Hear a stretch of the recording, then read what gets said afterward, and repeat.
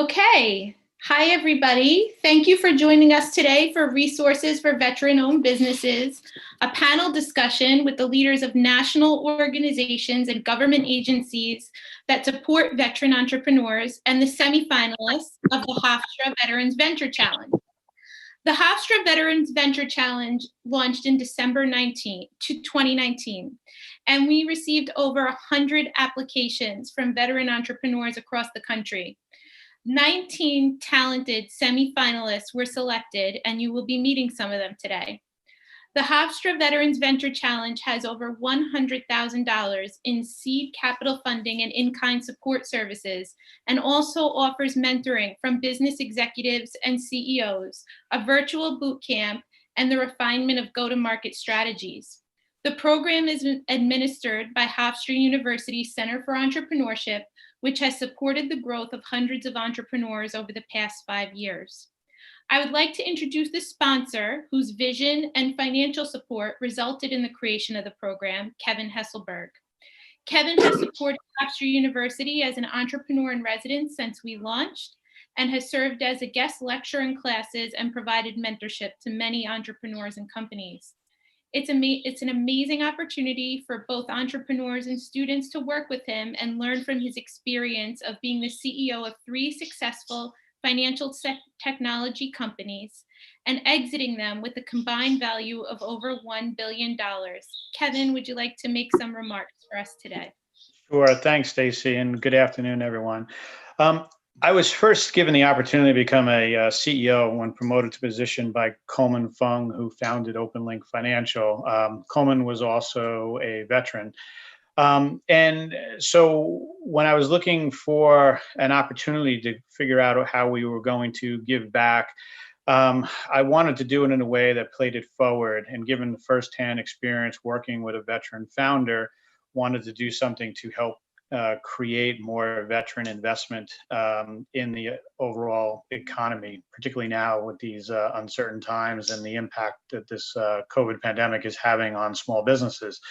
So we wanted to design a program to help foster a supportive and educational environment for entrepreneurs, as well as to have the opportunity where we could create a multiplier effect, given that I am highly confident that the 19 teams we're working with right now and the startup companies will ultimately create good businesses going forward that'll help employ people throughout their market. And who knows, there may be a billionaire amongst us. So crafting this program along with Stacy has been a unique opportunity for us. And we hope that we'll be able to launch many veteran startups over the years to come, but we also recognize that there's more resources that are needed out there other than what we can provide. So we're hopeful that today's session will help foster that environment. Great. Thanks so much, Kevin. Sure. So when developing and launching the Hofstra Veterans Venture Challenge, we spoke to many of the organizations that are represented today to discuss our program and get feedback. We found that this is a very collaborative ecosystem, and the organizations we're going to speak to today have supported veteran entrepreneurs for literally decades. We're pleased to continue to work with them to support veteran entrepreneurs. So now I'm going to introduce each speaker and ask them to give a brief overview about their organization and focus on the resources they have for veteran entrepreneurs, with a specific focus on support during the COVID-19 pandemic and the economic challenges that pandemic has presented to businesses all over the country. So first, I'd like to introduce Blake Hogan, the CEO of Bunker Labs. Blake co-founded Bunker Labs Austin and Nashville and served as an officer in the U.S. Marine Corps. And after the Marine Corps, he helped develop markets for green tech construction products and helped found 2 technology companies. In addition to his role as executive director of Bunker Labs, he serves as the director of business partnerships for the Nashville Entrepreneur Center. Thanks for being with us here today, Blake. Yeah, Stacey, thank you for having me. Kevin, thank you for your leadership and for making this happen. We say all the time at Bunker, people will be what they can see. And that's why things like this are so important, that you can demystify the process. So at Bunker, our objective is to help people get connected to the right people, the right content, and the right opportunities for people to be successful. And also to decide that maybe entrepreneurship isn't the path for them and help them do that as quickly as possible. So we are going on 6 years old now, and so we're still a young, growing organization. And what we, pre-COVID, we were in the midst of a 50-state expansion strategy to support entrepreneurs across all 50 states. Immediately when COVID hit, we shifted that strategy to do three things: to tell entrepreneur stories that were in the fight and let people know that they were open for business, to provide perspectives from past crises so people could say, hey, I've been there, I've been through tough challenges and we can help you do it. And then to get real tangible resources like how to access the PPP, how to apply for it, how to secure it, and then now how to forgive it. So excited to share that. In doing that and telling those stories, we helped highlight over 70 entrepreneurs, and that resulted in 35 press stories and over 416 million in audience reach, which helped drive traffic and customers for those businesses. So, our objective is just to help open the next door for an entrepreneur, and we are really, thankful to have great partners like Hofstra, and I see the EBV polo on over there. That's where I got my start with Dr. Haney and team. So, we quite literally are in this together, and as service members, we have an opportunity and frankly an obligation to rise to the challenges that are present in our country right now. And entrepreneurship is one of the best ways to get through this. So thankful to have folks. The best way to get involved with Bunker Labs is go to bunkerlabs.org and either apply for an upcoming Veterans in Residence program or join your local community in one of the 35 cities across the country. Thanks so much, Blake. Appreciate that. Our next speaker is Raymond Milano, Director of the Veterans Business Outreach Center program. He is director of the national program and oversees 22 veteran business outreach centers, also known as VBOCs. Is that correct, Ray? Correct, VBOCs. Okay. Throughout the United States. They're one-stop shops for veterans and military spouses looking to start and grow small businesses. In his previous assignment, Ray served as Deputy Associate Administrator for the SBA's Office of Veterans Business Development, where he worked to develop and strengthen policies to support veteran and military spouse-owned businesses. He's a graduate of Northeastern University School of Law and a United States Marine Corps veteran. All right. Thanks, Stacy. Welcome, everybody. It's great to see a lot of partners on the call. Stacy, you said it from the beginning, it's about collaboration. And a lot of the partners you have on here, we work and collaborate all the time. Again, I'm Ray Milano, Director of the VBOC program for the U.S. Small Business Administration. My base office is the Office of Veterans Business Development for the SBA. So our job is to laser focus all of SBA's programs and services on veterans, military spouses, transitioning service members, National Guard and reservists. The Veteran Business Outreach Center program is part of the SBA's Resource Partner Network.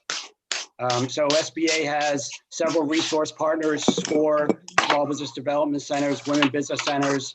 If you look at the footprint of SBA across the country, over 1,400 locations, over 13,000 business advisors, through our SBA offices and our resource partners. VBOCs, we have 22 VBOCs across the country as part of that network.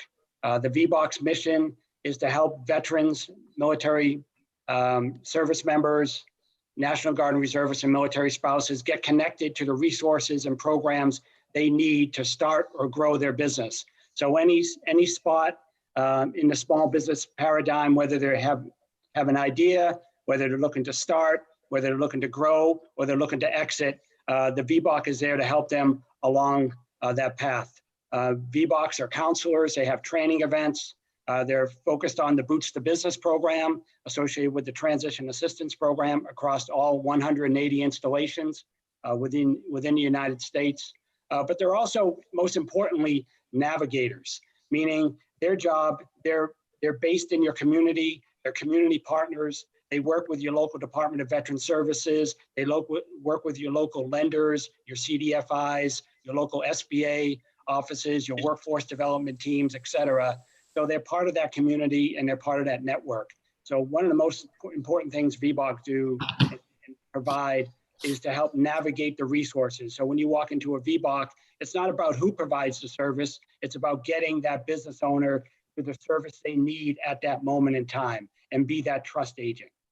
So again, 22 VBOCs across the country. Obviously, there's not one VBOC in every state. Many VBOCs have multiple states they cover, and they partner with all the SBA teams, with all the other entrepreneurship resources in those areas. As far as COVID-19, the VBOCs are helping business owners apply for PPP and EIDL loans. They're also connecting with lenders and CDFIs. But the most important thing they're doing is help them manage their business through this disruption. Obviously, there's going to be some changes on their business model during and after this disruption, this COVID-19 disruption. So VBOCs are there to help them navigate this disruption, help them with their business model during and after, but also help them with, once they do get money from PPP or EIDL, how do they spend it? What's the best way and most efficient and most effective way to spend that money during, but also after? So the VBOCs are working to help business owners do that during this time. I will add finally that, a lot of VBOCs are getting business owners or entrepreneurs coming in to looking to start a business. So you would think that not a lot of people are starting business during this time, but they're seeing an uptick in people looking to start businesses. So that's an interesting fact, but I could see they see some opportunities there and they want to take advantage of them now. So when we come out the other side of this disruption, they want to be in a good place and ahead of the curve. So I'm here to assist as needed. I oversee all 22 VBOCs, but again, entrepreneurship is a team sport. To be a successful business owner, you have to have a good team. Serving entrepreneurs is also a team sport. And not one organization can do it all. And that's why this collaboration and what you're doing here at Hofstra is so important. So thanks again. Thank you, Ray. It's such a pleasure to work with everybody. And thank you for everything you're doing for our veteran entrepreneurs and military spouses. So our next speaker is Jennifer Pilcher, the CEO of Patriot Boot Camp. Jen was the founder and CEO of Strategic Military Communications and MilitaryOneClick.com, which provided daily content, online resources, and a social media community for millions of military and veteran families around the world. She's also the creator of Mil Spouse Fest, the largest series of events for military spouses held across the country that attracts thousands and is sponsored by the USAA. She is an alumna of Patriot Boot Camp class of 2013 and also brings the personal experience of being a Navy spouse. Thank you for joining us today, Jennifer. Good morning or good afternoon, everyone. Stacy, thank you so much for having me. I remember it was about a year ago that you reached out and we had many conversations. So this is so exciting to see all of it come together. I'm also so excited to see many of our Patriot Boot Camp alumni. If you can give a thumbs up if you're a PBC alumni. I can see them on our screen. I don't know if the YouTubers can see yet, but there you go, Rob. I'm also excited to see Ray and Blake on here.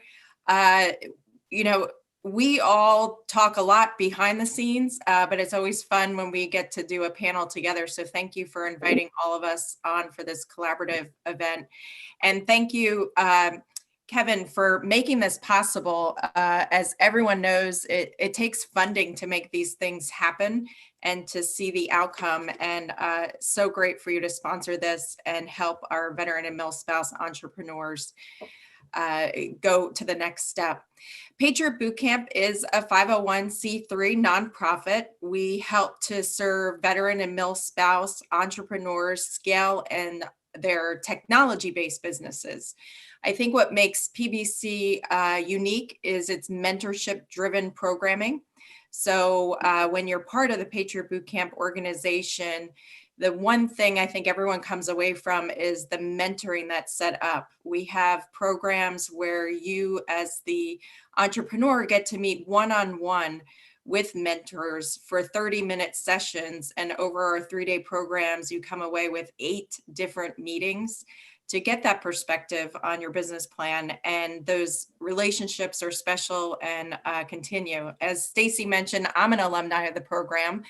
In 2013, I applied, unfortunately got in, and it changed my life, both personally and professionally. So PBC is often referred to as a family, and we feel that's the hallmark of our program. However, our family has grown. So I will share some stats that I think even some of those that have known about PBC for a long time. We are now held our 17th Patriot Boot Camp program. We've hosted it in 12 different cities since 2012, when our founder, Taylor McLemore, started Patriot Boot Camp. We have close to now 1,000 alumni in the ecosystem. So considering we only accept 50 per 3-day program, we're really excited to hit this benchmark of about 1,000 out in our world as entrepreneurs or founders. We're also excited that we've been able to really focus on making sure that we're serving the underserved population. And with that, we're able to share that we have about 53% of our alumni entrepreneurs have service-connected disabilities. So we are proud to serve that community and welcome them. And oftentimes it is due to their service-connected disability that they're creating these unbelievable startups and companies through that. So it's very inspiring.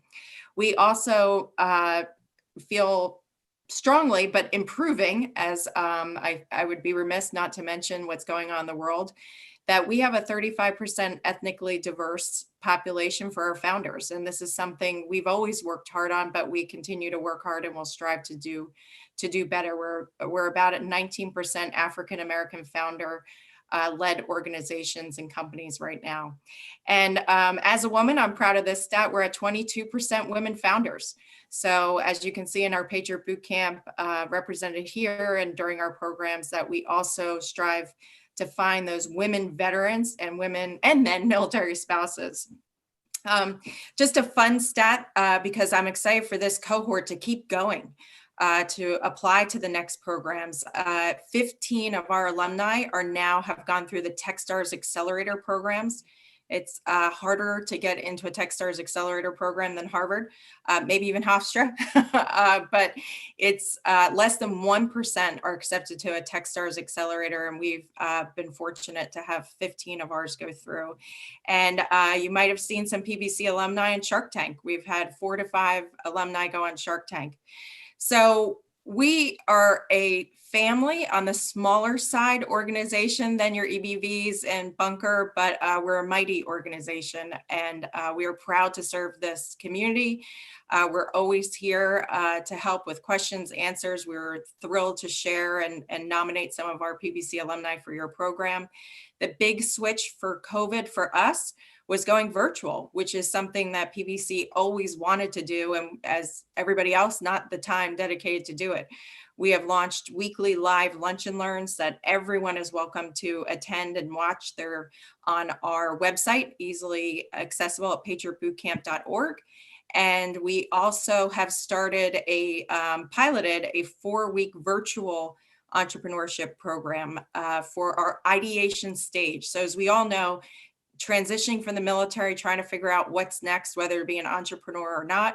As Blake mentioned, we all feel strongly. Sometimes it's important to learn that it may not be for you. And we've just saved you a lot of heartache and headache and,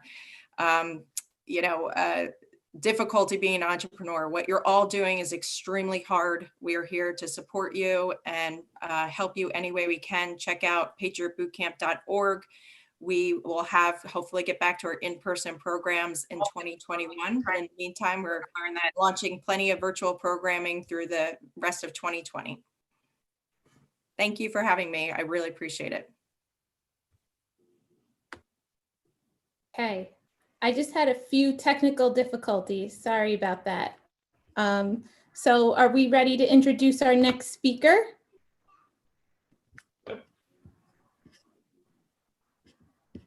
Yes.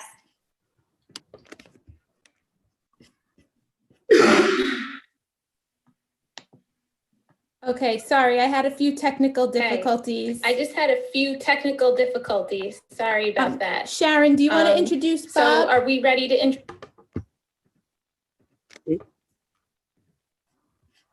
Echo.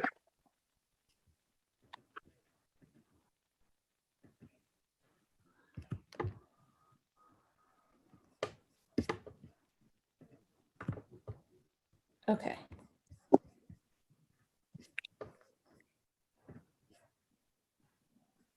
Okay, our next speaker is Bob Piacciota.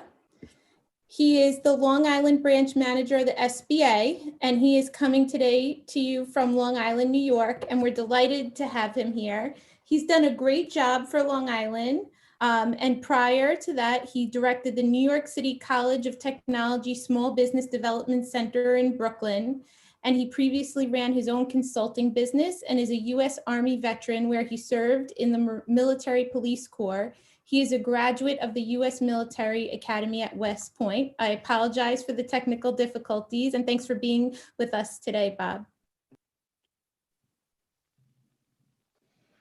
Good afternoon, all. Yeah, I'm Rob, and I am the local branch office manager here on Long Island for SBA. And Ray did a great job of giving an overview of what the SBA can do and some of the resources at our disposal. You obviously want to think strategically, but act locally. I'm your local person. I think Stacy and I talked about, I guess, and it must have been like almost 8 or 9 months ago about these kind of events. My applause to every one of you on here for participating in this program. It's amazing what you've done and the things that you will accomplish. As a veteran myself and as a former Small Business Development Center advisor, I've been in this space for about 10 years. I've worked with a ton of folks just like you all. Startups, people want to get bigger, better, faster, maybe get to the next level in contracting, whatever. I can tell you this, the resources available through the SBA have never been better. The resources on the ground entirely for the ecosystem is phenomenal. I mean, there were no accelerators or incubators a number of years ago, and now they're streamlined for veterans, which is fantastic, and of course, military family members. I'm speaking today as an SBA branch office manager, but I can't ignore my experience. So you're going to forget my name. You're going to forget a lot of things I say today, but I want you to just Google SBA Long Island and you can find me. You're going to need an advocate. You're going to need somebody who knows advocates. Meeting my fellow panelists today is going to be huge, but things that you need to be aware of, who to contact, certain areas. Some of you are tech-oriented. Some of you are service-oriented. You run the entire gamut of things you might be orienting your business towards. There's different elements of technical expertise you may need, and that's the beauty of the SBA. It's a huge website, very robust, but more importantly, there are people behind those icons on the website right here on Long Island and in New York City as well. For those of you who are in New York, the metro area. For those of you who are going to relocate, or maybe right now you're across the country, there are people just like me and probably better than me across the landscape that can help you find the right people for the right specific thing in real time. Financing, again, technical expertise, or just maybe a mentor, whether it be a SCORE mentor that's part of the SBA family. So I could stay, we got 2 or 3 minutes to talk about what I can do for you in terms of resources. I really could use 2 to 3 hours of listing all the things that are available through the SBA. I will not do that. I will spare you. You can always contact me, and I'll put my contact information in the chat room as well. But as far as COVID, I really eat, sleep, breathe COVID response right now. As many of you have mentioned, it's a virtual world right now. Everybody on the screen right now everybody's doing it virtually. And the SBA has sort of fine-tuned its resources and outreach to do it virtually as well, whether it be lending partners, advice on how to get to certain points in the contracting system, as well as veteran advice specifically. Right here on Long Island, we have a couple of experts within the Small Business Development Center family. There's a David Chiaro out of Farmingdale, SBDC. He's a phenom when it comes to really specific information. So no matter where you are in New York, you can contact David virtually. They're advising from their home offices anyway. You can always reach out to me. We have Peter Fennell, who's in our office in New York City, who's our lead when it comes to veteran advocacy, when it comes to the Boost the Business and Reboot. And of course, Amy Amoroso, one of the experts that Ray has tutored along the way, and she's become a phenom in her own right, spanning not only New York, but New Jersey and Puerto Rico. So again, the COVID, I guess, experience has mandated that we get better with our virtual outreach. And my pledge to each and every one of you, if you call me or you email me or however you get in contact with me, I will get back to you and I'll give you whatever advice and sage wisdom I can possibly do.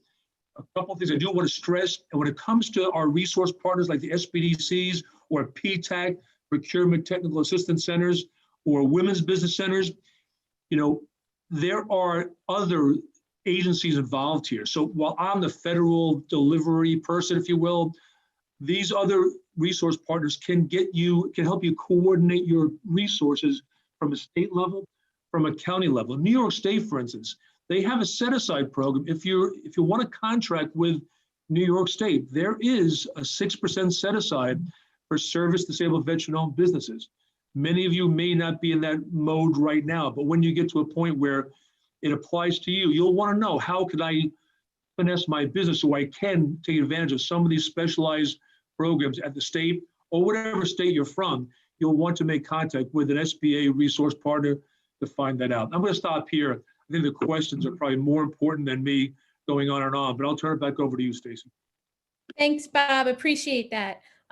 Thanks for all that information. Next, I'd like to introduce Michael Zakea, Executive Director of the U.S. Veterans Chamber of Commerce. We are fortunate to have the advice and counsel of Michael as we form the Hofstra Veterans Venture Challenge, and he has been leading portions of the programming over the past spring. Michael was commissioned in the Marine Corps in 1990 and as a major was deployed to Operation Iraqi Freedom II and participated in Operation Phantom Fury, where he was wounded by a rocket-propelled grenade and has since been medically retired. His numerous military awards include the Purple Heart Medal and a Navy and Marine Corps Achievement Medal. He was also the first and at the time only American recognized by the Iraqi government by the Order of the Lion of Babylon. In 2009, Mike founded the Yukon Entrepreneur Boot Camp for Veterans, EBV, and he served as chairman of the Advisory Committee on Veterans Business Affairs for the Small Business Administration. Mike, can you please introduce yourself and the resources through your organizations? Hi, everybody. So thank you, Stacy. We've been working now with the cohort for going on 2 months. Amazing. The development that has gone on in the last 7 weeks, I guess. There are a number of, and we talked about leveraging and how to identify resources in your area that you can use to help build your business. This is a very excellent example of the ecosystem that all of you are going to, be dealing with and developing relationships with as you build and develop your business. We talked about SBA, certainly the Veteran Business Outreach Center is very, very important. The Small Business Development Centers, which are generally located on college campuses, Women's Business Outreach Centers as well. And then, there are a number of nonprofit organizations. IBMF or EBV is one. Bunker Lab is very important and a very successful organization. We work with Todd Connor on the Newman's Own Foundation for Veterans Nonprofits. Patriot Boot Camp and Tech All Stars, we've referred people to those programs. There are a number of them around the country. My larger nonprofit is the United States Veterans Chamber of Commerce. We have hundreds of members around the country. There's about 10 chambers of commerce now around the country, and we're international as well in Australia and Ukraine. What we really try to do is be a veteran service organization for veteran-owned businesses. And this includes what we're calling business continuity management. We are and have been, as many people have been doing webinars and online events for business owners to stay in business guiding them through the EIDL and PPE process. This is certainly a massive economic dislocation event, which we're looking at. Some people have called it the small business apocalypse. Millions of small businesses are going to probably go under as a result of the pandemic. That's the bad news. The good news is that there is definitely statistics that show that starting a business during a time of difficult business environment contributes, and those businesses tend to be more successful than businesses that start during easy money times. With every crisis, there is opportunity, and really what the message is here is that there are resources for you to make the most of this opportunity going forward. I really and truly believe, and I started working on this stuff in 2009 at the bottom of the, Great Recession, when there was a dire need for programming for veterans to start businesses. I think that the need now in 2020 going forward for the next decade is going to be greater than it was then in 2009, 2010. That's the good news, or the bad news, depending on how you look at it. But this is an opportunity, I think, for each of you, both to build your business, but also to contribute to a greater veteran business community that's going to help rebuild the economy. Great. Thanks so much, Mike. And it's been great to work with you. And we look forward to continuing to work with you to support veteran entrepreneurs around the country. We're going to get into our questions section now. So first, we're going to have some questions from the Hofstra Veterans Venture Challenge. And then if anyone watching on YouTube has a question, please feel free to put it in the chat, and we will try to get to as many as we can. So panelists, some of them are directed to you, but if they're not and you have the answer, feel free to jump in. So first, I'm going to hand it over to Kevin Hesselberg, who has a question for any panelists. Sure. So first of all, we're very proud to have kind of graduates of the Patriot Boot Camp and Bunker Labs and Mike's EVB program as well in our cohort. So please keep them coming because it's been a real pleasure working with this group of people. We've been fortunate that throughout the program, some of the companies had revenues already coming in. Some have actually booked their first revenues throughout the course of the tutelage we've had with them and the fellow mentors. So that now starts to bring new high-class problems to these individuals, which is, where do they go where can they find kind of part-time, potentially pro bono resources in other areas like legal, accounting, potentially marketing, given they are still low revenue and in need of those resources, but not having received capital into their organizations yet. It may be more of a question for Ray, having heard the background, but as you said, everyone's got an ecosystem around here. So it'd be good to just figure out how we can best help them and other veterans who might be in the same spot. Yep. So this is Ray. Yeah, I appreciate the question, and I'm sure others have some comments, but the assistance is available. I know there's a lot of misnomer out there about, access to capital and what stage you're in and startups, et cetera. But we definitely have the ability to get team members for you to assist with, again, those financial projections, finding out, how much you need, what you need it for, how it's going to help your business, and how you're going to pay it back, whether it's $500 or $5 million. And, one of the better things that our local SBA teams do and our resource partners is they know the local lending community. So they understand the CDFIs, the microloans, the community advantage loans. They know the commercial lenders with all the SBA 7A loans, et cetera. But they know which lenders are lending to which demographic, which industries, whether you're a startup or an existing business, whether you're looking for 50,000 or 500,000, whether you're manufacturing or a restaurant, they could really target, the lending options for you locally. So that's, a lot of times we talk about financing, but there are a lot of questions you need to ask before you're ready to go forward with getting access to capital. And again, knowing those basic questions, how much you need, what you need it for, how it's going to assist your business, how you're going to pay it back, understanding your credit score, your collateral, injection, all that good stuff.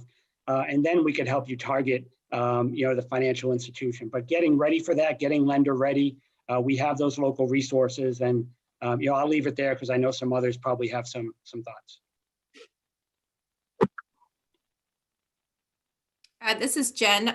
Actually, to tag on to Ray, SCORE, which is the program under SBA, is the most underutilized resource of gold for mentors on standby for marketing, sales, whatever you need. My SCORE mentor, Walt Abbott in DC, helped me throughout my entire process. So when you come to a Patriot Bootcamp program, we hook you up with those specialized subject matter experts. But for day-to-day, week-to-week, month-to-month, please also check out SCORE. They're across the entire United States, and they are an incredible amount of resources. Jen, could I just jump in on that? So just to sort of reinforce what Jen said, in 10 years, 100% of the veterans that have gone to SCORE, that have come to the UConn EBV program, have had successful launches. That is one of the things that I look for. That is so far in 10 years, is a fail-safe indicator of startup success. Okay, our next. And this is Ray again. And, can I just add, I know we're hearing a lot about SCORE, and I agree. I echo all of the accolades on SCORE. And why that SCORE works out well is because, there are over 11,000 SCORE advisors across the country from a range of industry backgrounds, from a range of business skill backgrounds. And so we could usually match you up with a SCORE counselor that has background in your industry, in your business skill need, et cetera. And again, SCORE are all volunteers. It's a volunteer business advisory organization. They do it because they love it. They want to stay in the game. But again, they're national. Your local SBA office or your local VBOC can definitely get you to your local SCORE chapter and identify that local SCORE counselor that best suits your needs. But, we're hearing some great accolades about SCORE, and I want to underscore that. And, they're our largest resource partner. Again, over 11,000 business advisors across the country. So we could find somebody that can match up for what you're doing.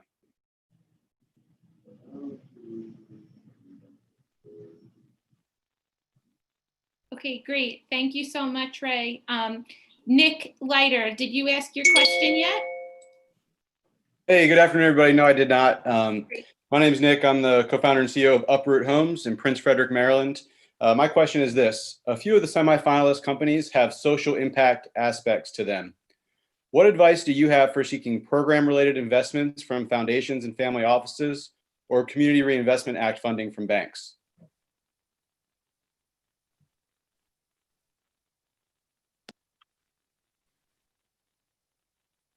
So this is Ray Milano again, and I just want to, again, you're going to hear me say this many times, is we know those local organizations that want to be part of those social impact ventures. We know, so I'm in Boston right now, so I know the Boston Impact Fund, and I know what they're looking to do. So connecting with your local network to make sure that you are able to identify those local organizations and lenders that are looking to get those credits and move forward, because a lot of lenders, it's available to them, but they've already moved forward with the programs to satisfy their need for that year. So getting to the lenders at the right time, but also getting to those social impact organizations that want to work with you and work with the local small businesses, understanding your local ecosystem to make that happen. So again, your local SBA district office and your local VBOC and the other resource partners can help you connect with those resources. Yeah. Hey, Nick, this is Blake with Bunker. So specific to social impact, you see on the foundation side, where foundations are working to deploy like direct capital into companies.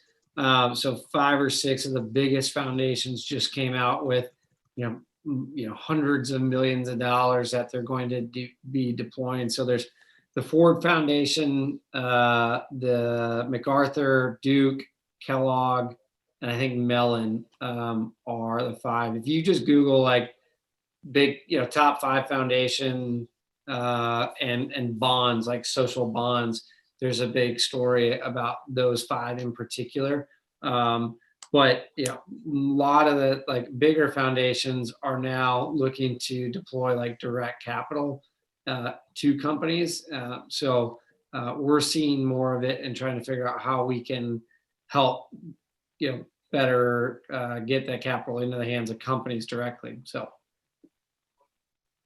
And If I just volunteer something, I'm not sure anybody's aware, but one of the resources that are available through most of the SBA resource partners, I'm not sure about if SCORE has it, but if there's a program called the Research Network, I know here in New York and New Jersey they have it.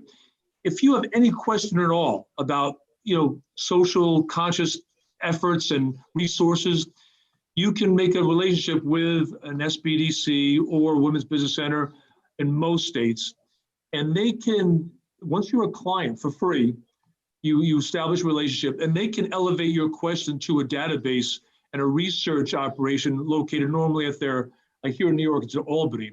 And that is a subscription service where they can do a search for you. I call it Google on steroids. It's they can do things as far as researching items for you on exactly what you're looking for, the nuances of a B corporation, whatever it is, where you're looking for options on how to approach your ultimate goal. So if you start there, or at least get them to do one of these queries for you, there's research being done on your behalf while you're taking care of business back in the trenches. So it's just one of the sort of unknown resources that is available to you free of charge that, again, you might be remiss if you didn't at least explore. Thanks so much for that information. Our next question is from John Vogt. John, you want to introduce yourself? Hi, good afternoon. My name is John Vogt with Legion X. We automate internal investigations and compliance for local, state, federal governments, NGOs, companies, and nonprofits.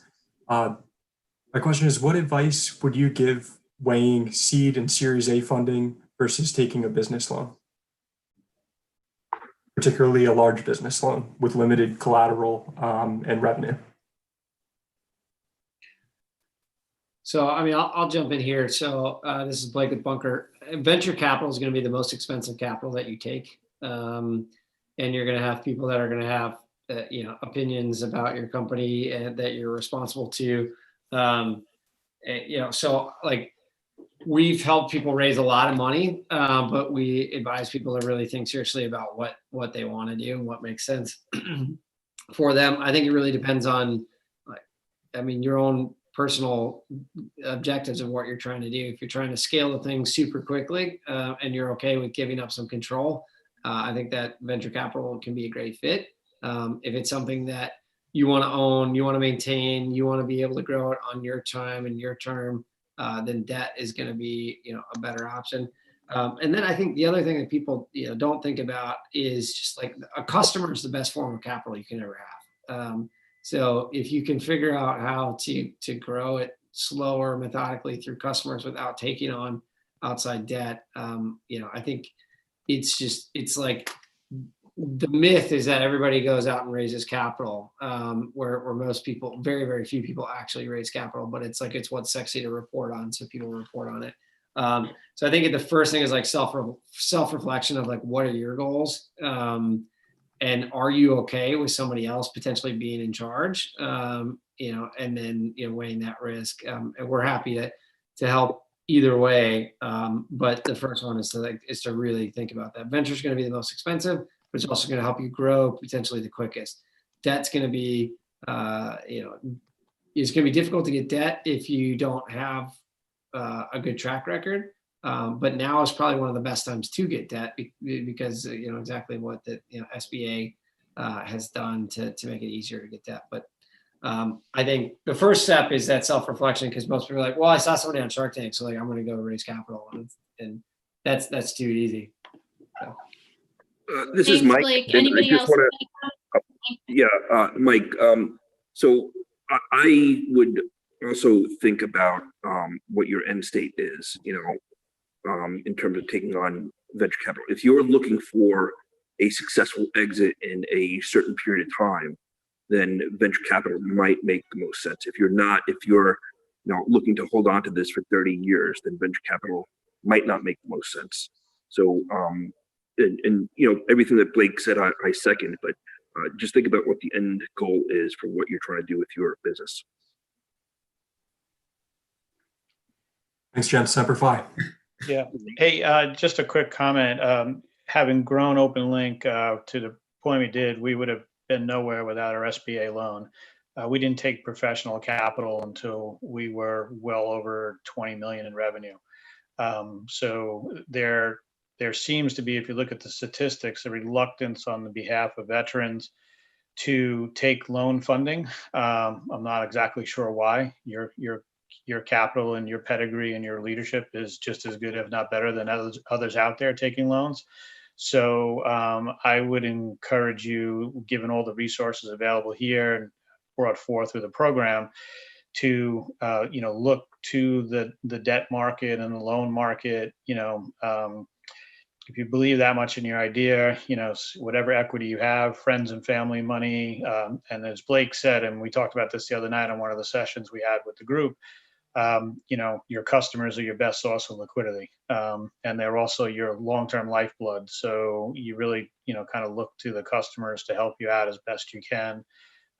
We took loans from customers as we started our business as well, because they agreed and understood our mission and what we were doing, and they were happy to contribute in. If I can chime in real briefly. Well, listen, I'm not an advocate. I'm not a fan of you getting into debt out of the chute at all. You got enough pressure already with everything else. Now you got to worry about a debt service. But having said that, if you're looking for an impartial, objective way to evaluate what lenders, what rates, for those who don't know, an SBA guaranteed loan means that if you qualify, and that's a big if, but if you qualify, then the lender is more amenable to lending you money. You being a veteran means a lot. And I'm not saying it's an automatic pass to get lower rates or any special passes, but there are a number of lenders in everybody's community that like doing business with veterans. So I hope you make that part of your story as appropriate. And all the more reason why, and people have mentioned it right here before, if you work with any one of these organizations or an SBDC or whomever, they can help you package the loans with all the documents. You can do it yourself, but if you're looking for experts who can help you with that phase, and then farm it out to a number of options. Again, the SBDCs, anybody on here, there's no fee for doing this. They don't get a cut of a loan fee. So you're in good hands. It is your tax dollars at work. You will get an objective way to get to the right lender if it makes sense for you. But again, if you're a startup, it's going to be obviously a lot more difficult. You better have a kick-ass business plan, and you better have a pretty good size investment in your own self, skin in the game, so to speak. Those are all factors, but we can spend a long time speaking about the process now, but it is a possibility. I'm not a fan of loans, but if you need one, this is an appropriate way to at least start the game. Thanks, Bob, and thanks for everybody for that information. Next, we're going to go to Anthony Gant. Anthony, you want to introduce yourself? Yes, thank you, Stacy. And first and foremost, thank you everyone for being here today to share this information and the resources that you guys shared. I'm Anthony Gant, CEO and founder of At Ease, Airbnb for the military, due to federal travel regulations prohibiting the use of Airbnb booking.com whenever someone PCS or conducts TDY travel. So my question is, as I'm still active duty and enjoying my life in Austin, Texas, I've noticed that the term veteran does not apply to active duty members in every case.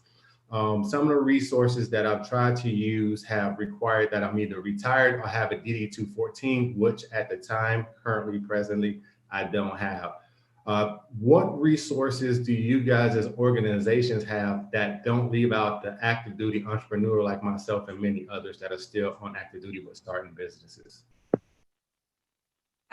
This is Jen for Patriot Bootcamp. If you can help clarify us a little bit more. So we do accept active duty, reserve, veteran military spouse in the program. Can you identify a little bit more specific?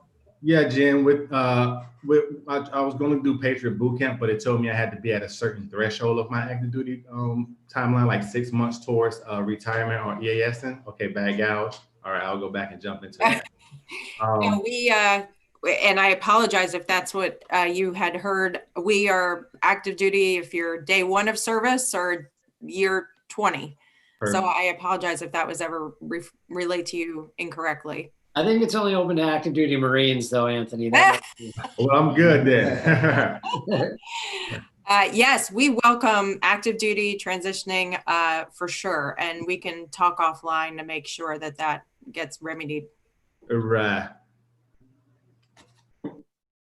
Okay, great. And I'll add on the SBA side. So there are no restrictions, limitations on the SBA side. So we work with transitioning service members all the time. Whether you're 365 days out or you're day 1 in, you could take boots to business, reboot, et cetera.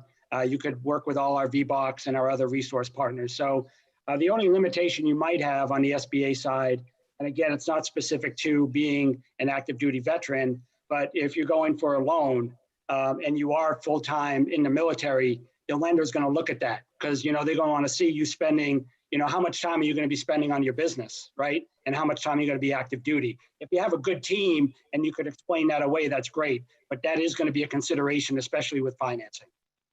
Thank you. And Anthony, I went through the EBV program while I was still on active duty.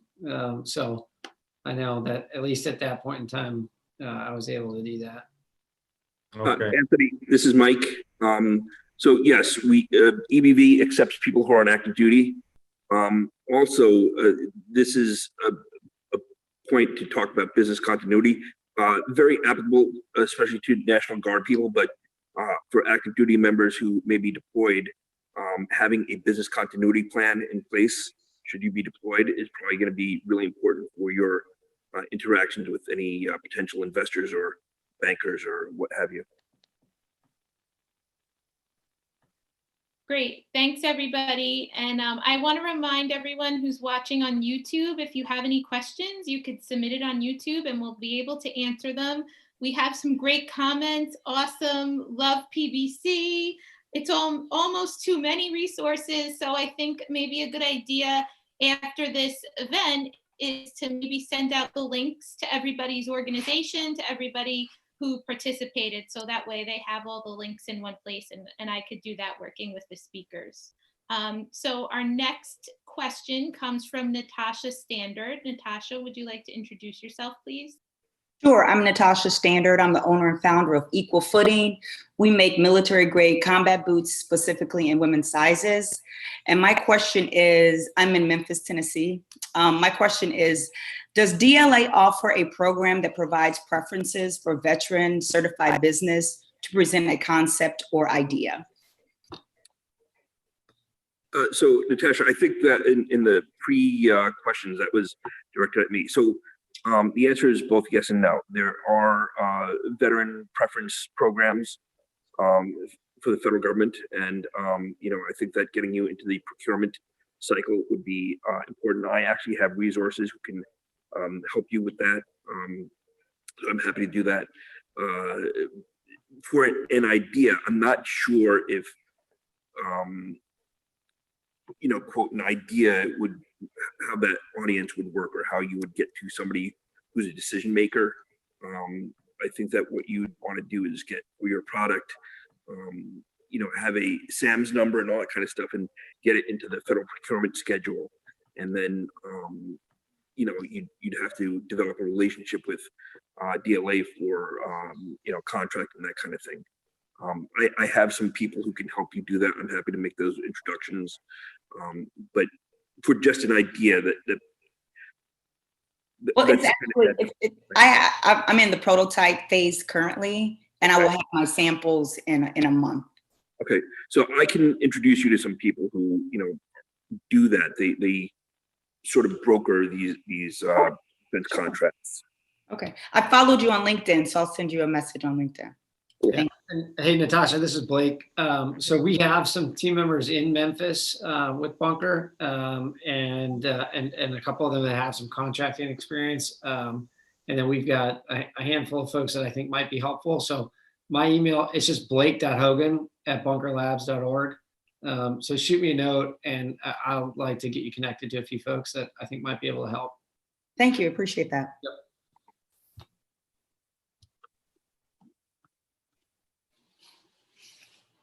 So this is Ray, and I'll just want to add a couple onto that. So Natasha, it sounds like you're pretty well versed in the space.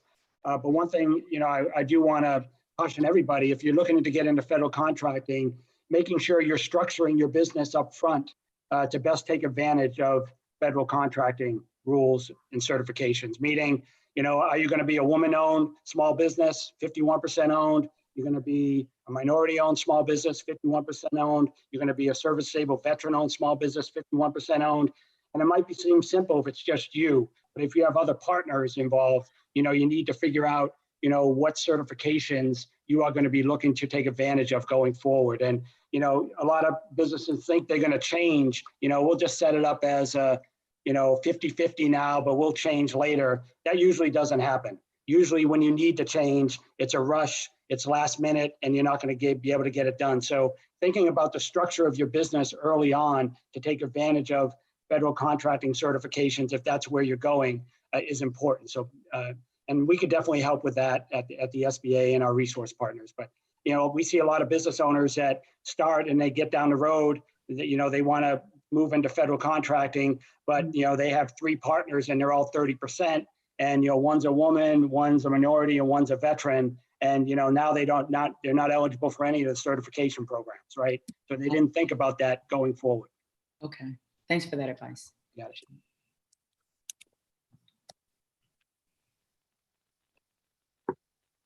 Okay, thank you. We have a question from Jonathan Norton next. Jonathan, can you introduce yourself, please?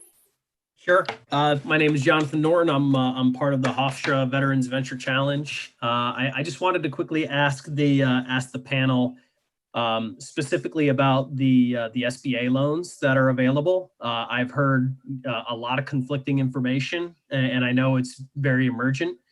But I'm curious about whether businesses that have a sole member business, single member LLC with no employees, and if there was any economic impacts as a result of the COVID-19 pandemic, would there be qualification, or would a business like that, such as mine, qualify for any SBA loans? Thank you. So Rob, I'll jump in quick and I'll let you jump on, but short answer is yes. So if you're a sole proprietor, you are eligible for the PPP and the EIDL loan, the disaster loan program. So the sole proprietor, you'll be looking at your Schedule C for your payroll. So a lot of sole proprietors haven't been applying because they can't separate out what their payroll is. How do they identify their payroll? Because a lot of sole proprietors are trying to get to zero. They don't want to pay any taxes. So, but we can help you do that. If you look at your Schedule C, I think it's line 31 that you're looking at for, what the number is going to be. But if you can identify payroll for a sole proprietor, you're eligible for PPP. For EIDL, it includes payroll, but it also includes other fixed costs. So it includes utilities, but it includes equipment. It'll include your rent, et cetera. So you have flexibility on both of those programs. And my recommendation would be to connect myself or Rob, and we could walk you through the rules, but also get you in touch with somebody that could help you, get, loan ready, so to speak. So you're ready to move forward and apply through a lender. The PPP is through a lender, and then the EIDL programs directly through SBA, through the SBA website. So Rob, I don't know if you want to add. Are there still PPP funds available? There are. So there's about $120 billion left in PPP. So what's been happening is to be honest, there's more money going in than going out because a lot of businesses have gave money back, but also that did not accept the loans. So there's still $120 billion plus available through PPP. and it expires June 30th. So the PPP program expires June 30th, and that's still the deadline. So PPP is done through your lender, and the local SBA or VBOC teams can definitely connect you with the local lenders. The EIDL program, the Economic Injury Disaster Loan Program, is an SBA loan program, and that just opened up this week again for all small businesses and all nonprofits. It was limited for a few weeks just to agricultural businesses, but it opened up again this week for all eligible small businesses and nonprofits. So the EIDL program expires September 30th of this year. So you have more of a runway for EIDL, but PPP you have 2 weeks, another 2 weeks. Thanks, Ray. A colleague of mine recommended that I at least mention my company and what I do. And so really briefly, I'm the founder of RopeSafe USA, and we manufacture in the United States a load-bearing rope protection and anchor system that's sold to military, first responders, and rope access professionals. And we have sales from Navy SEALs, Army Rangers, Green Berets, the FDNY. And I joined the program in order to help scale my business, and just great. It's an awesome opportunity. So thank you. I appreciate that. And the one caveat I want to throw out there about the PPP loan program is you had to be in business on February 15th. So as long as you qualify as being in business as of February 15th, you qualify for the Paycheck Protection Program. Okay, and Jonathan, feel free to reach out to me, and I could definitely connect you and provide you more details. Thanks so much for that information. So we do have a question from YouTube, and it's, are the Boots to Business Patriot Boot Camps and certain programs offered virtually? So the Hofstra Veterans Venture Challenge actually pivoted virtually. We were supposed to have an in-person boot camp this whole week. And I know that a lot of your programming for the organizations that are on here is virtual because we share them with everybody who's on this Zoom today. So anyone want to talk about some of the virtual programming they've been doing during the pandemic? This is Jen from PBC. I think we're super proud, and we kind of stumbled upon our live lunch and learns. We've done some with Bunker Labs, and that has taken off. We're booked all the way through the mid-July because they're open to everybody. They're just an hour on Thursdays if you can make it live. We just have incredible subject matter experts, whether they're some are PBC alumni themselves, others are, very well-known founders. So we pick a specific subject area, but they're all recorded. And I highly recommend, just sift through them on our patriotbootcamp.org website. We are, as everyone is, trying to figure out what the best next steps are for 2021. We are optimistically planning in person, but with virtual backup or a hybrid program. So, but right now our weekly Thursday live lunch and learns are open to everybody, and the recordings are on Patriot Bootcamp, and they're pretty neat. So check them out. You've had some amazing speakers, really great speakers. I get those emails. So does anybody else want to talk about the virtual programming they've had over the past couple months? If I can mention three programs, if I may, and I'll be brief. One is, if you look at New York State SBDC network, and I'm pushing this agenda, I don't mean to, but they've had a 3,000% increase in number of webinars they've done. Again, COVID has forced them to do everything online. So if you go to nyssbdc.org, and I'll put it in the chat room, you can go to their education tab and see what are they talking about. How do I apply for a PPP current, not old information, but like up to the minute. You can also go, there's a program called Entree Skills. Even if you're in a foxhole, if you're on ship someplace in the middle of the Mediterranean, you can access some of these webinars where you actually build a business plan through this program called Entree Skills for veterans. Pretty cool. There's another program I'd be remiss if I didn't mention, and Ray actually had a hand in sort of discovering these folks. There's a very popular advanced training for entrepreneurs, people that are in business already. So that may be some of the people on here, but it's called, emerging leaders. And the people that brought us emerging leaders to the SBA local office, they now have a program called Veteran, VETRN. I put it in the chat. There's only 20 seats available for this. It's competitive in nature. It's a mini type MBA, robust curriculum. If you have time and you schedule, it's no pushover, but it's pretty intense training, and the curriculum is very challenging. I highly recommend you at least look at what they have to offer. It's the first time ever it's being offered to people from this part of the country. So I applaud Ray for sort of finding these folks.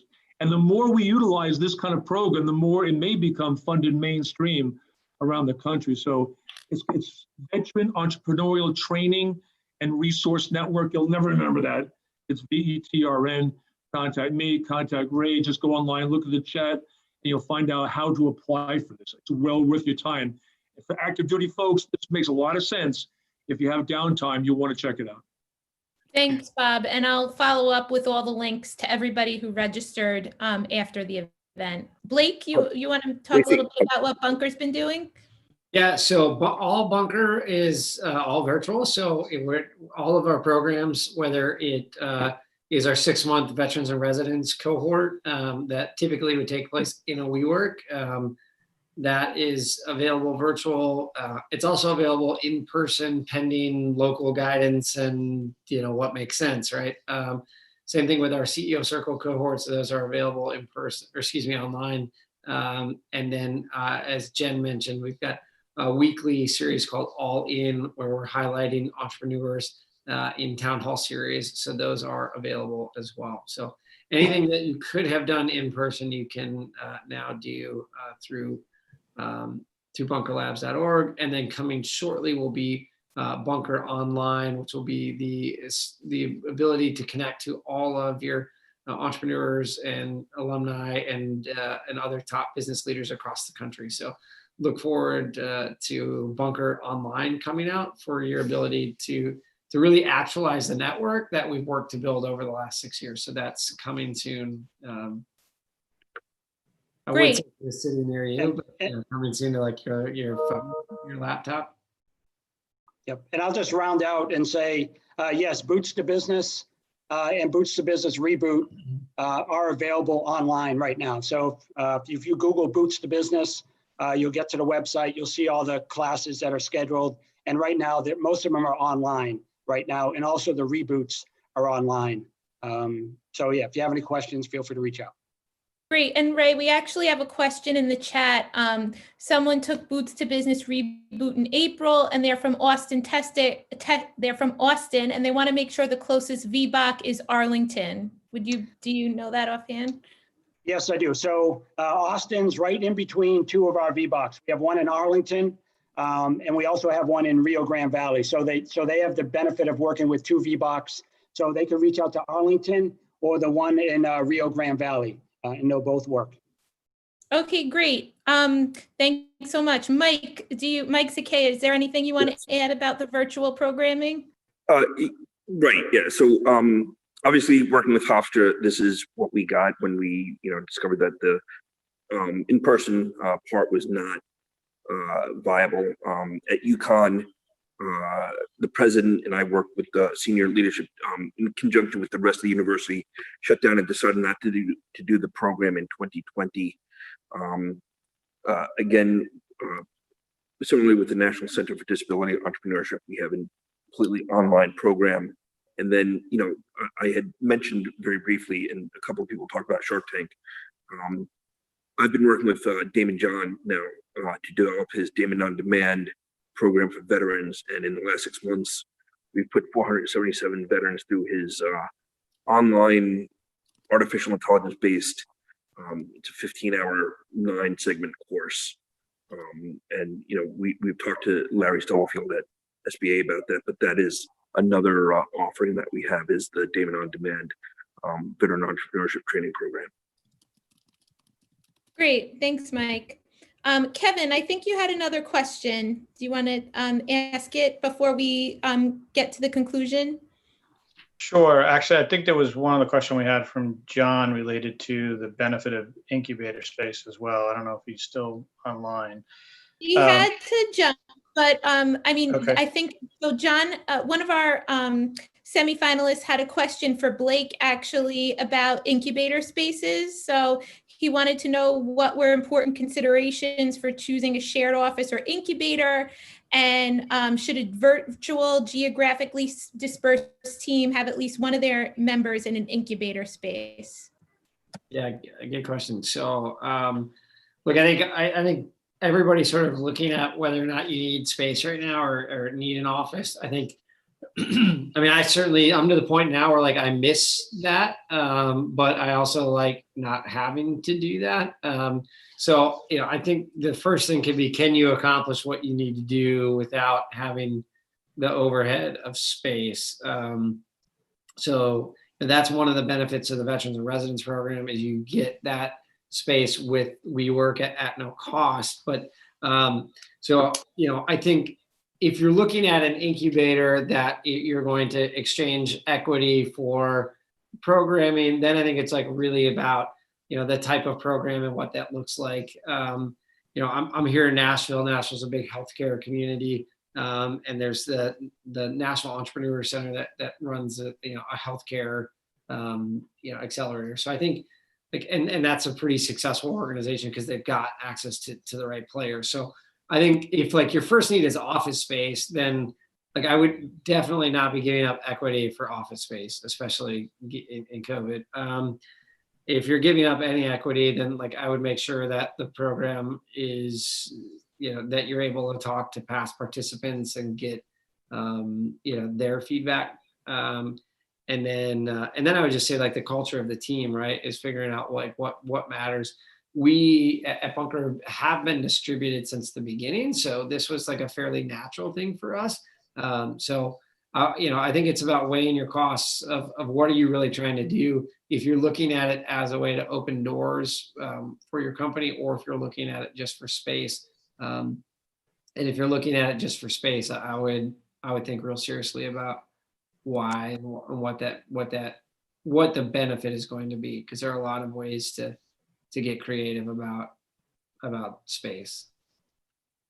Thanks, Blake. I appreciate it. Hofstra actually has an incubator physical space, but we've moved to virtual and emphasize the services. I want to just introduce the Vice Dean of Entrepreneurship, Sharon Goldsmith, who jumped in to ask a question before. Sharon, do you want to just mention a little bit about our program and how we work with entrepreneurs?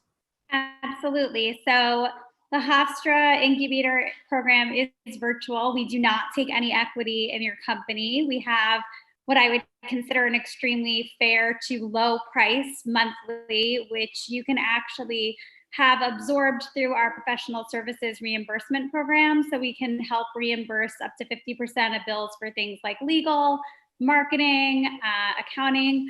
We also have mentorship, we have specialty workshops, and we provide a pipeline of interns from Hofstra University. So I know a bunch of the entrepreneurs working through our Veterans Challenge have really enjoyed the interns that they have been connected to. So if anyone would like more information about our incubator, I'm happy to answer. Thanks, Sharon. Kevin, I'm gonna go to your question now. Sure, I had one last question, but just a quick follow on to what Sharon just said. One of the things we wound up incorporating into our program this year was, in fact, the interns for helping our veteran entrepreneurs with the marketing side of the business. I think that wound up working out better than we expected as we went into the program. Having said that, there are college students all over the country now who had internships canceled or even potentially jobs that they were supposed to start. So there is a wealth of talent out there in the marketplace right now, who are young and eager and well-educated, who are looking for places to begin their career. We find many of the students at Hofstra are very engaged in the entrepreneurial marketplace. I think if you can begin looking there, that would be a great place for you to start finding resources as well for your businesses. Beyond that, the last question I had, I think one of you actually mentioned there's probably a couple of groups out there, but from my standpoint, CEOs, it becomes a very lonely place at times. And for these entrepreneurs, there's a lot going on. Are there not necessarily support groups, but sometimes it does feel like that. I know like certain business schools have alumni associations for entrepreneurs and founders. There's young presidents organizations. Are there organizations out there for CEOs who have kind of already launched their businesses where they get together and talk about their particular challenges they're facing, kind of beyond the startup phase, but into a little bit of their younger maturation phase? Hey, Kevin, this is Blake. Real quick on the CEO side. So we've got probably about a dozen active CEO circles around the country right now that are just that started as kind of a closed, confidential advisory board for each other, and we always call it kind of CEO therapy. And that program is growing significantly right now as people are in one of two boats. They're either growing as quicker than they ever had, or they're trying to figure out how to make sure they make it to the next month's payroll. So that's absolutely something that we offer and has been a part of something since the beginning. And I think the need for it, just purely from a mental health standpoint of being able to have a place to go where you don't need to bring everything home all the time, is a benefit beyond the actual content or mentors and customer opportunities like that. But just having that group is important. And that's typically companies that are 3 to 5 employees, $500,000 more in revenue. They tend to, and that's where they fit. This is Jen. I echo what Blake is saying. I think I found my CEO circle from my original classmates, fellow entrepreneurs at Patriot Bootcamp. So I highly encourage the entrepreneurs going through this program to reach out to each other. I still talk to fellow founders from 2013, and I think they do understand better sometimes than our spouses or partners or employees. So I encourage all of you to form your own CEO circle. It's I don't know of a specific organization because I think it's so highly personalized to find that right match, but to find somebody almost in the same stage as you, maybe a little ahead, to have that person to call objective is, worth everything. So besides Blake's program, the CEO Circle, I don't know of one that's a matching one or part. I'm sure they're out there, but I encourage all these wonderful entrepreneurs I'm seeing on the screen to reach out to each other and form a check-in call every month. Great, thanks, Jen. So I think that we'll round out our Q&A session. We really appreciate everyone's time. I just want to go through the panelists and see if they'd like to give 1 or 2 minutes brief closing remarks, and then we'll be able to share the YouTube link with our networks and follow up with some links to the various resources we discussed. So Bob, do you want to go first?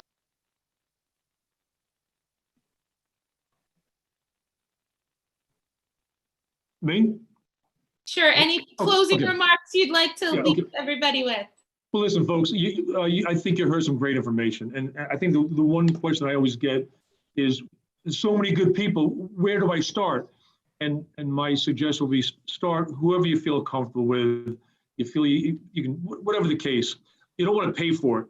Start with a free resource first. Give it a shot. And by the way, if you go to any one of these organizations and you have an advisor where it's not working, you've seen one advisor, that's it. Try it again. Mm-hmm. But if you go into the right place, they are going to be perfectly willing to suggest other areas of expertise. If it's like, just stay here, then you might want to have a little bit of concern. But everybody on this panel, I know for a fact, they are a triage center. They will get you to the right source of information, whether it be a professional, referral, lawyer, accountant, insurance person, or whatever. But kudos to each and every one of you. You made it this far, you're on the right track. And I'm here in Hot Bug anytime you want to call or chat, whatever. Thanks, Bob. Ray, you want to go next? Yeah, sure. Again, thanks again for having me. Congrats to everybody for getting it this far and for everything you've accomplished. Bottom line is, again, I've said it before, entrepreneurship is a team sport. We already have the team members out there willing to help you. All you need to do is reach out and ask for help. It doesn't matter what stage you're in, what industry, what business skill you're looking to get into, whether it's lending, government contracting, et cetera. We heard it earlier about veterans not, getting debt financing early on. What we find out is veterans usually try to learn it themselves and attack the hill before asking for help. And then if it doesn't work, they retreat, regroup, and then ask for help. We want you to ask for help first before you attack that hill, whether it's lending or contracting, and be able to put your best foot forward, but also gather all the information so you have the information to make an informed decision, and it's going to give you your best chance of success going forward. So we work for you. I stand by to assist as needed. So thanks, everybody. Thanks, Ray. Jen, let's go to you. I love what Ray just said with attacking the hill first. That goes for military spouses too. And Ray and I have worked together for a long time, so he knows that I also tried attacking the hill first. It doesn't work. Ask for help, lean on all of us. Like we said, we all do communicate, work behind the scenes together. We want you to be part of all of our organizations. There's, just because you're part of one doesn't mean you can't be part of the other. Join us on Thursdays. We'd love to hear from you. My email is jen@patriotbootcamp.org. I'm a bootstrapper, so I love the conversation about funding, and I'd love to talk to you more about that. I bootstrapped my first company, so when I sold it, I didn't owe anyone anything. So it's also possible. So great conversations, love the energy. This is hard, keep going. You've already made the big first steps by reaching out for help through Hofstra, and we look forward to seeing you over at Patriot Boot Camp and out in the world when we can get back out and have a cup of coffee together. Thank you, Jen. Appreciate it. Next, let's go to Blake. Yeah, thank you. Oh, yeah, bring the kids in here. This is perfect. Look, this stuff's hard. You don't have to do it alone. You're probably sitting in your basement right now, or your closet, or you snuck into a WeWork in Dallas and nobody's there right now. It may feel like you're not alone, but you're not. And don't try to do it on your own. We didn't do anything on our own in the military. We've got a group of people that are dedicated to your success. It's okay to ask the question. It's okay to be wrong. That's what this is all about. So I want to give people that permission to be awkward or embarrassed or ask a question they don't want to ask, or they feel like they should already know it at this point. This shit's hard, and that's okay. But you've got a bunch of people that want to see you be really successful. So I think what I'll say right now is our country needs you to be entrepreneurs and innovators, and we need to lean into it. And and if we don't rebuild this economy in an inclusive way this time, we're going to miss out on how that could change so many people's lives. So when you're sitting in there and you're stuck with your head in the weeds, feeling God, am I getting anywhere? Just take a deep breath, call Ray. Ray's got his phone number here. My email is blake.hogan@bunkerlabs.org. I've got 2 kids that don't sleep, so I'm up. Give me a phone call, and we can figure this out together. You can check out bunkerlabs.org. The next Veterans and Residents class starts in July, and there's a lot more coming down the pipeline. But the point is, you don't have to do it alone. Don't do it alone. It's an easy way to lose a bunch of money, have a really tough partnership. And there are so many, you can learn from other people's experiences. You don't have to learn it all the hard way. And we have what it takes. The military is being a part of the military, whether as a spouse or active duty or guard reservist, you learn the 2 things that you really need to be successful. And one is how to be a servant leader, and the other is to be grit. And if you've got that as an entrepreneur, you're going to be just fine. So I'm excited to see who wins this thing, and thankful to Kevin for making that possible, and for Hofstra for adapting and making this a reality. So excited to see the winner bringing home the bacon here shortly. Great, thanks, Blake. And I just want to say that Hofstra is so proud to be a part of this ecosystem supporting veteran entrepreneurs. We're the newest program, so it's great to have your guidance, your leadership, and being able to have events like this where the entrepreneurs can just see all the resources that are out there. Mike, let's go to you for some closing remarks. Okay, thank you, Stacy. And likewise, I'm really thrilled and so grateful that you reached out to me to help start this program. At the risk of echoing what everybody else has said, I second that. We've been talking a lot about that you exist in an ecosystem and have to develop relationships with the resources in your ecosystem. That entrepreneurship is not a lone endeavor, but successful entrepreneurship comes from a complex feedback mechanism within your ecosystem. As Jen said, I recommend that you use and leverage all the resources that have both been presented to you and that you find on your own. Share those resources with others. As many of the people here do, I am still in contact with even the people who are in our first class, our first cohort 10 years ago. And I'm still working with them. So it becomes a lifelong relationship, and you work with them through all the triumphs and tribulations and the downturns and everything. And it becomes very, very both financially satisfying and personally satisfying. That said, as also to echo what Jen and Blake and Joe and Ray have said, check out our websites. Many of the websites that, if not all of the resources that we've talked about that have been on the panel here, we have put in the resources on the Blackboard website. And there are others that I am happy to keep putting on the website, on the Blackboard class site as we go forward. But please check out our websites, reach out to us. We have, as I think Joe said, we have tremendous, we do triage. We can get you to the right resources, pretty quickly, as a matter of fact. So that said, congratulations, everybody, and best of luck. And I'm looking forward to continue working with you this summer. Thanks so much, Mike.